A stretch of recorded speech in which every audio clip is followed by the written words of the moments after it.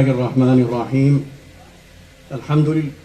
الحمد لله رب العالمين والصلاة والسلام على سيد المرسلين محمد وآله وصحبه أجمعين ومن تبعهم بإحسان ودعا بدعوتهم إلى يوم الدين أما بعد. محترم حضرات، اس پروقار تعزیتی نشست کے انعقاد پر سب سے پہلے میں جناب ارشد اعظمی صاحب کو مبارکباد دینا چاہوں گا کہ انہوں نے ایسی شخصیات اس مجلس میں جمع کی ہیں کہ ان شخصیات میں سے ہر شخصیت ایسی ہے کہ اس نے اپنے اپنے میدان میں اتنی نمایاں خدمات انجام دی ہیں کہ ان کو سنہرے حروف سے لکھا جانا چاہیے. میں وقت کی تنگی کی وجہ سے حضرت مولانا سید محمد رابع حسنی رحمۃ اللہ علیہ کے بارے میں، جنہوں نے 94 سال کی عمر پائی اور جن کی راتیں اور دن ہر پہلو سے ان کو دیکھنے کا موقع ملا، ان کے بارے میں اگر آدمی کہے تو اس کے لیے گھنٹوں چاہیے.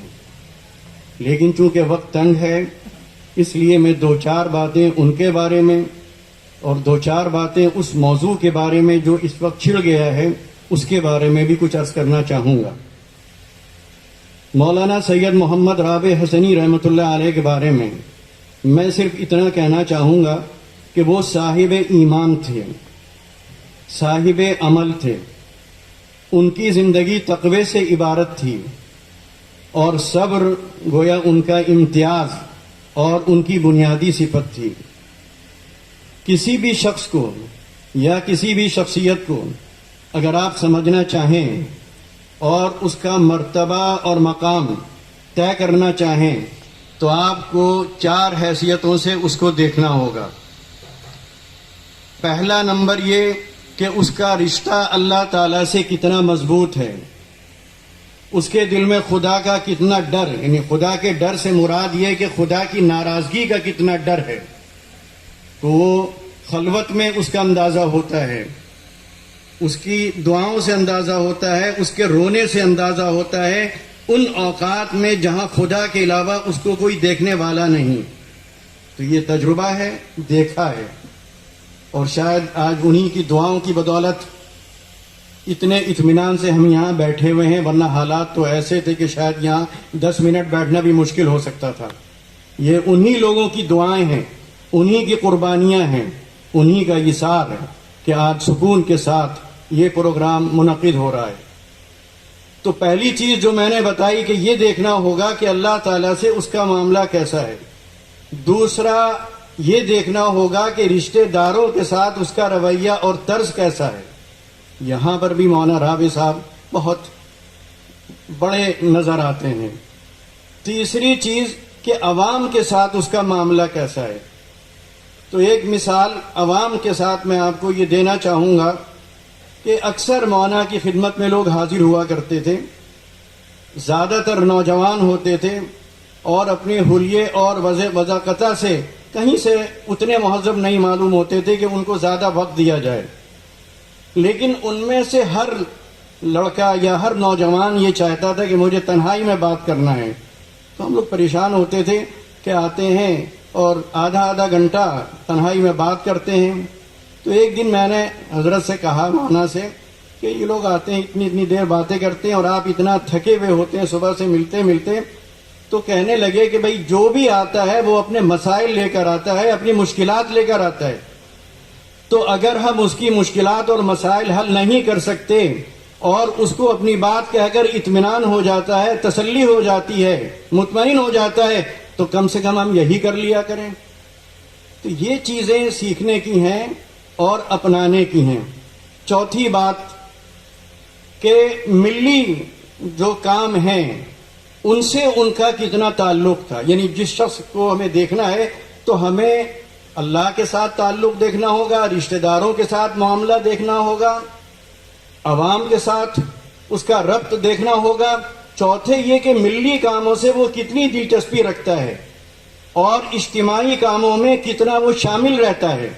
تو اگر ہم اس حیثیت سے بھی مولانا کو دیکھتے ہیں تو رابطہ ادب اسلامی ہو، رابطہ عالم اسلامی ہو، آل انڈیا مسلم فضلہ بورڈ ہو، نظرۃ العلماء ہو، دینی تعلیمی کونسل ہو، اور نہ جانے کتنے ادارے ہیں، کتنی تحریکیں ہیں، سب سے مولانا جڑے ہوئے تھے، سب سے مولانا وابستہ تھے، اور کبھی انہوں نے اپنی ذات کو، اپنی رائے کو، اپنے مشورے کو آڑے آنے نہیں دیا کہ ان کی اڑنے کی وجہ سے یا ان کے اصرار کی وجہ سے اس ادارے کو یا اس تحریک کو نقصان پہنچے۔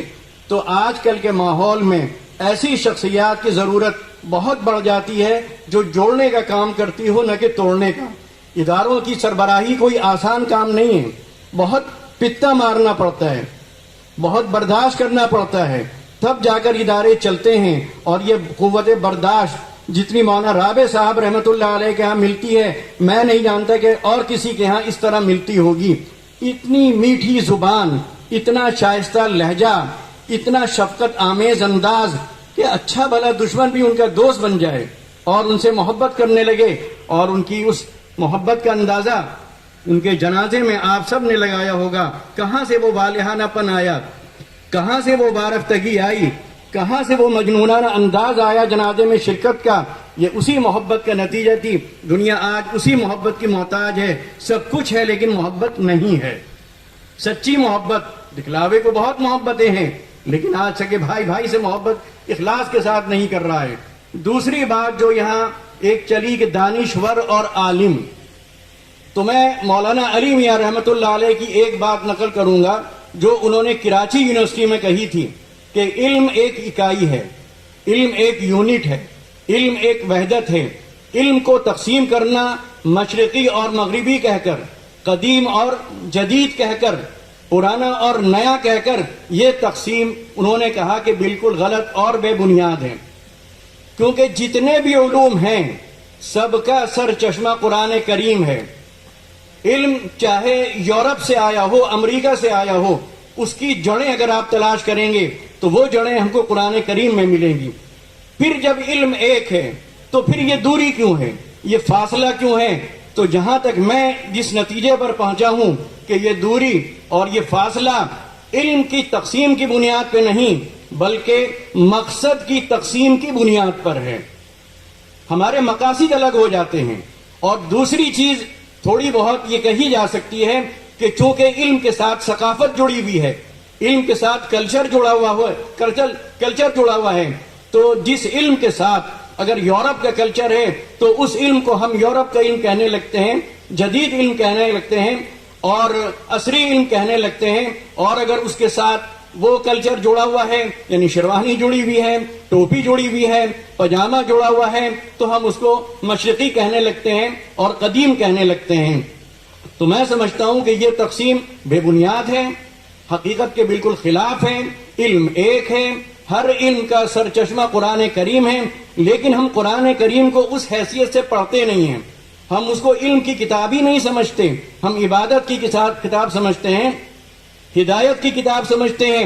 لیکن ہم میں سے اکثر لوگ، اور مجھے یہ کہنے میں کوئی ہچکچاہٹ نہیں ہے کہ افسوس کی بات یہ کہ ہمارا وہ طبقہ جو اپنے کو دانشور کہتا ہے وہ بھی قرآن کریم کا مطالعہ ایک علم کی کتاب کے طور پر نہیں کرتا ہے۔ تو کوتاہی اگر ہماری ہے تو کوتاہی آپ کی بھی ہے، اس کوتاہی کو دور کرنا چاہیے۔ مقصد ایک ہونا چاہیے، وہ مقصد اپنی ذات کو بھی آپ فائدہ پہنچائیے، اپنی قوم کو بھی فائدہ پہنچائیے اور اپنے مذہب کو بھی فائدہ پہنچائیے۔ میں ان چند باتوں میں اپنی بات ختم کرتا ہوں۔ وآخر دعوانا ان الحمد للہ رب العالمین۔